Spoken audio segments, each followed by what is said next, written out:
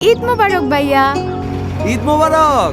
ভাইয়া কত আমার জামাটা বেশি সুন্দর হয়েছে না? না ভাইয়া, আমারটা বেশি সুন্দর হয়েছে, তাই না? দুইজনেই সুন্দর লাগতেছে, একজনের পূর্ণিমা আরেকজনের শাবনূর। কি যে কও ভাইয়া, লও ভাইয়া আমার লগে কথা কও। চল আম্মা ভাইয়া, তোর পাঠানো টাকা দিয়াই ওরা কাপড় চোপড় কিনা আলমারি বোঝাই করে ফেলতেছে। তো কি হইছে আম্মা, দরকার হলে আলমারি আরেকটা কিনা দিব। তিন ভাই বোন মিলা সারাদিন নতুন নতুন জামা কাপড় পরে ঘুরু।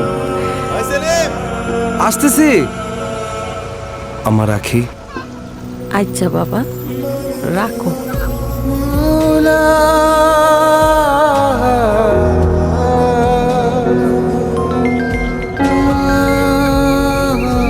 বাজান, ধান কাটার লেগে মজুরা তো অনেক টাকা চায়। তুই চিন্তা করিস না, আমি আস্তে আস্তে সব করে ভালো। আব্বা, তোমার না মানা করছে এই গরমে খেতে যেতে না, তুমি মজুর ডাকো, টাকা আমি দিয়ে দিই। আচ্ছা বাজান, কাতারে কি অনেক গরম? ধুর, কে কইছে? আবু গ্রামের গরমের কাছে এই গরম কিছুই না। হাজার কষ্ট রব জানে, আমি জানি ভালোবাসি তোমাদের। কিরে, কি খাস? ইলিশ। দূর, এটা কোনো খাওয়ান হইলো? তুমি কি খাও? খাপসা। ইস, কেমন নাম খাপসা।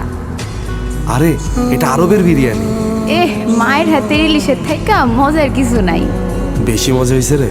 হ, আচ্ছা খা, আমার আবার খাপসা ঠান্ডা হয়ে যেতেছে। রব জানে